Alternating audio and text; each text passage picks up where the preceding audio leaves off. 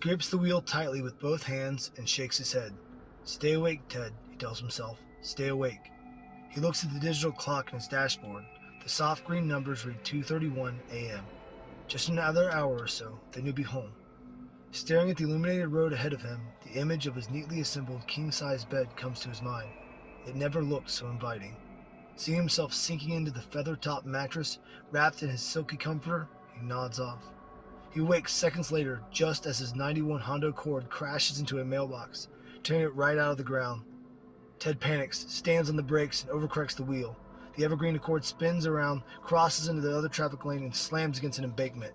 All goes black. He opens his eyes. The car's engine purrs, though there is a little smoke emanating from under the hood. With his heart beating out of his chest, he runs his shaking hands through his hair and looks again at the digital clock in his dashboard. 2:33. I closed my eyes just for a second. Ted steps out of the car to examine it. The driver's side doors are dented and scraped, with the driver's window cracked and on the verge of shattering. The left front headlight is busted, but the car is still drivable. His heart rate slows, and he lets out a sigh of relief before walking across the road to the damaged red aluminum mailbox, which now resembles a smashed soda can. The address painted in white is barely visible. 520, he reads aloud as he picks the mailbox from the ground. The wood beam used to support the mailbox is laying a few feet from where he's standing, splintered and broken. "Damn," he says. "There's no way I'll be fixing this." He peers down the driveway to the owner's home, which sits a few hundred feet from the road. Silhouetted by the moonlight, the old farmhouse stands feebly atop the hill, its windows darkened like the empty eye sockets of a human skull. A shiver crawls up Ted's spine. He tosses the mailbox on the ground next to the splintered piece of wood and walks back to his car. Mindful of the cracked window, Ted carefully opens the door and sits down. Thankful to be leaving and more anxious than ever to get home, he puts the car in drive and starts to pull away when a frenzied woman runs in front of the car, her desperate eyes lit by his high beams. "Stop!" She slams her hands against the hood of his car. "You have to help me, please!" Stunned by the woman's sudden appearance, he offers only a confused stare. Is that blood on her shirt? "Please!" she screams. "He's coming!" He bites down on the corner of his lip. "Okay, get in!" He leans over and opens the passenger side door, and she frantically climbs in. He looks her over. Underneath the mixture of sweat and dirt covering her face and the frazzled hair is a pretty young woman. "Drive," she orders. He pauses at first, but then obliges and slams his foot on the pedal. The Accord speeds off down the road. She looks back, tears forming in the corners of her eyes. After a few anxious moments, she turns around. "Thank you," she says as her breathing starts to slow. "What the hell is going on?" he asks. "Just get me out of here." "What happened?" She breaks down, tears rolling from her eyes. "He killed them. He killed them all." "What? Who?" "My friends. He killed them right in front of me." "Who? Who killed them?" "I don't know," she says, peeking over her shoulder. "Just get me out of here, please." "We need to call the police." "I can't," she says. "He took my phone. Do you have one?" Ted crinkled his brow. "Like a car phone?" The woman flashes confusion, then shakes her head. "Never mind. There's a payphone in town. I'll lead you. I pray it still works." Ted nods his head and pushes on the gas pedal, anxious to help the young woman. He drives for miles, and aside from a knocking in the engine and the young woman's weeping, it's a silent ride. He longs to say something, though, to comfort her, to touch her on the shoulder and tell her that everything is going to be all right. But his stomach churns with a mixture of sadness and pity. Any words would pale in comparison to whatever the young woman has just been through. A line of dull street lamps welcome them into town. If the sum of a series of dilapidated homes, a ramshackle diner, and a blinking orange caution light can be called such a thing. The young woman points forward. "It's right up ahead." Ted pulls over and stops the car against the curb next to the phone booth. The woman opens the door and rushes to the payphone. She shuts herself inside. The night is unnervingly silent, as if the small town is devoid of all life. Ted taps his hands on the steering wheel, eager for the woman to return so they can get moving. Something catches his attention. A shifting shadow in the gloom. His skin prickles as he squints into the dark. Just as something takes shape, a strange sensation surges throughout Ted's body.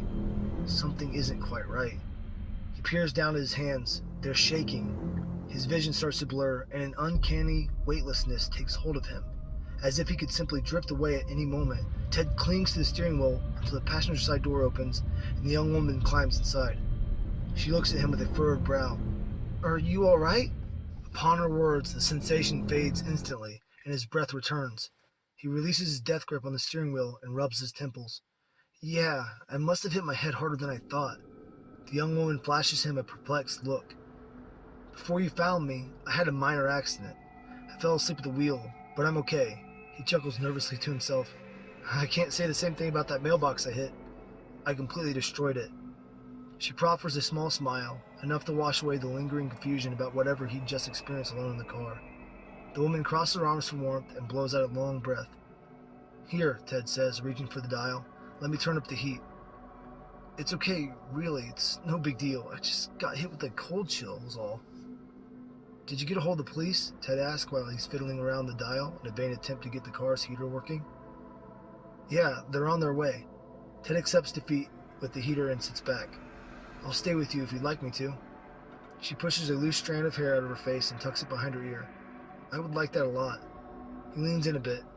Can I confess something? She nods her head. He smiles. I would have stayed even if you said no. I was just being polite.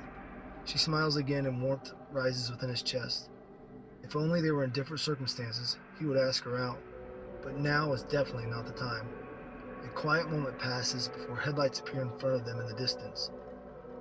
That must be them. He squints his eyes to see clear. But they're traveling fast. She leans forward and stares for a few seconds until her eyes widen with fear. No, that's him! She looks at Ted. We gotta get out of here. Are you sure? Just get me out of here. He slams the car into drive and peels out in the street as he turns around. He smashes the pedal to the floor and the engine roars as the pair speed away. She looks back, panic-stricken. He attempts to reassure her. It'll be okay. It'll be okay. The lights are gaining behind them. He pushes the car as fast as it will go, but it's no use. The lights are right on his tail, blinding him. Speed up, she screams. Speed up!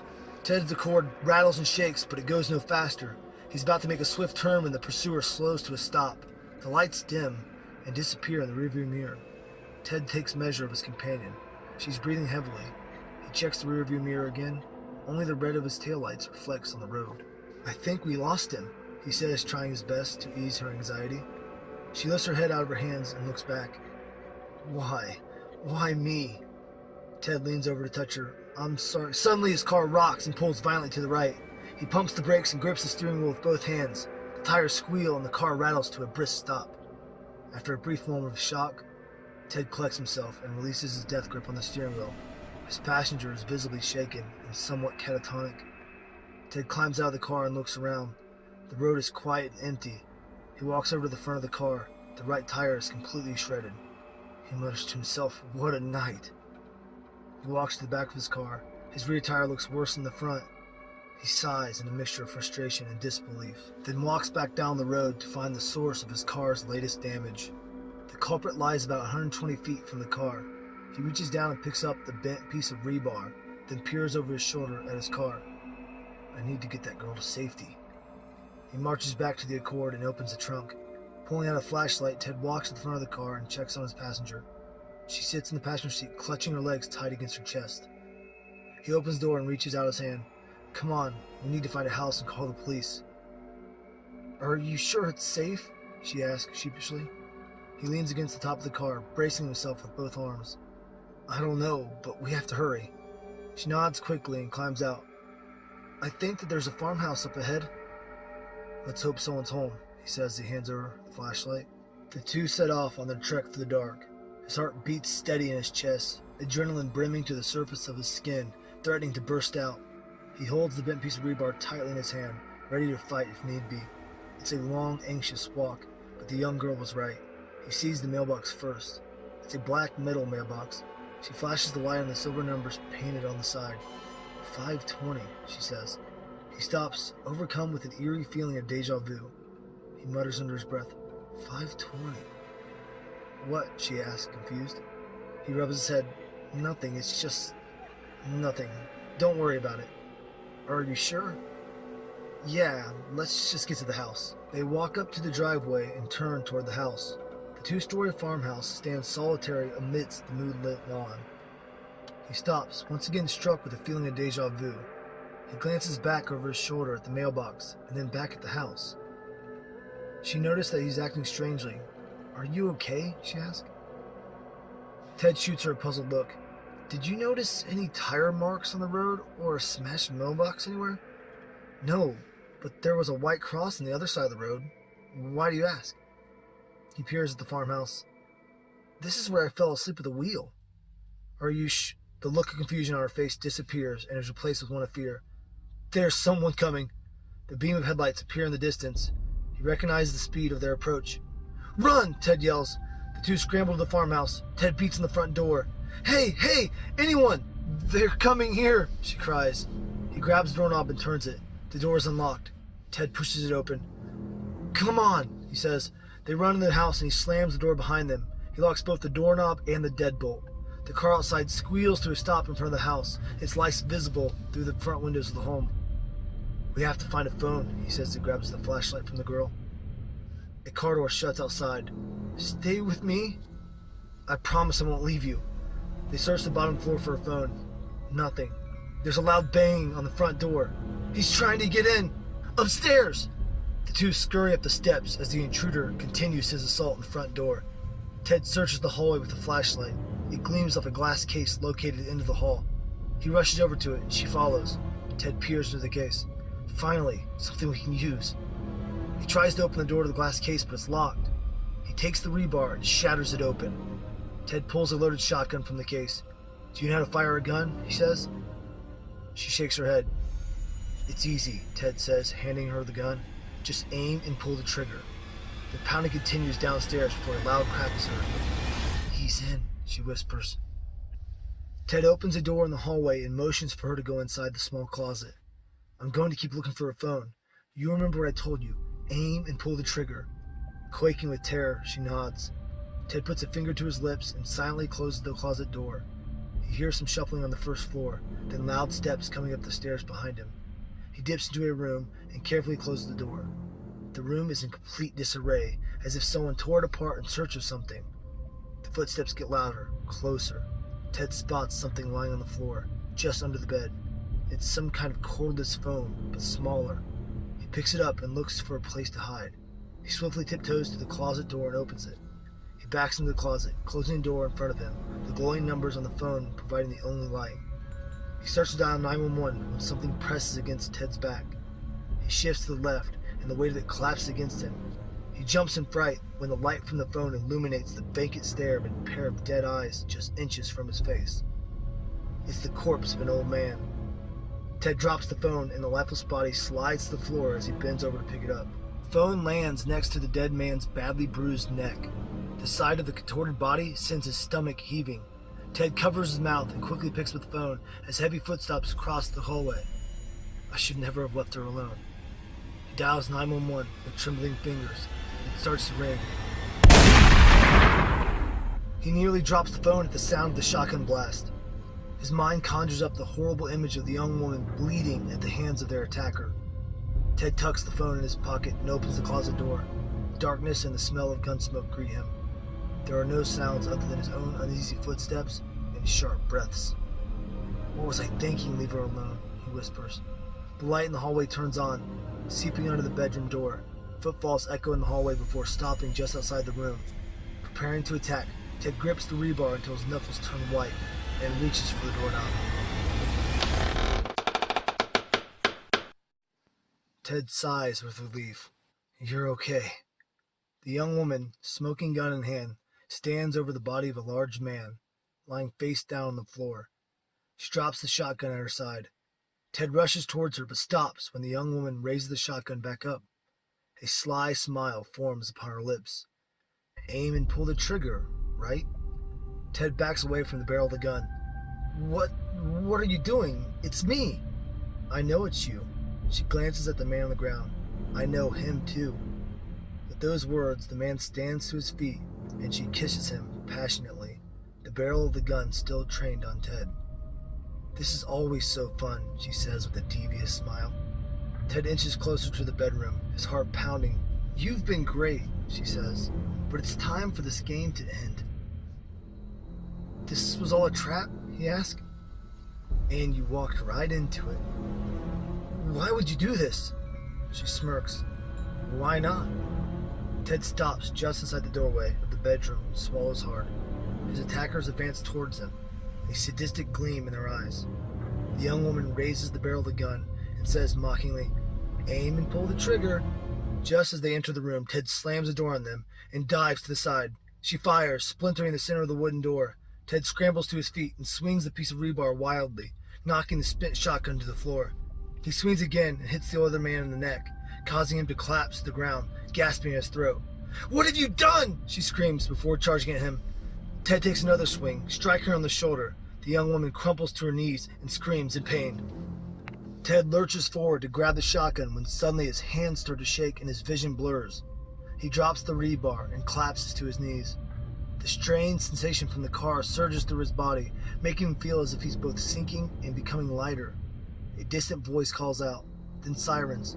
The voice gets louder. The phone in his pocket. He pulls it out and listens. "Officers are on their way. They should be there shortly. Sir, are you all right? I heard everything.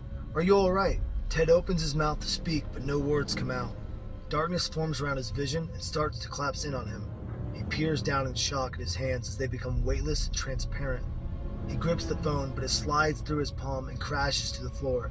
His fingers, then palms, then hands completely evaporate in front of his eyes.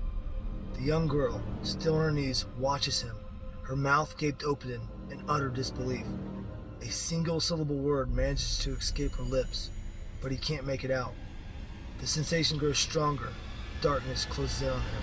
Police sirens wail from outside before silence takes hold and his world fades to black.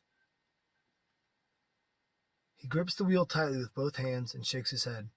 "Stay awake, Ted," he tells himself. "Stay awake."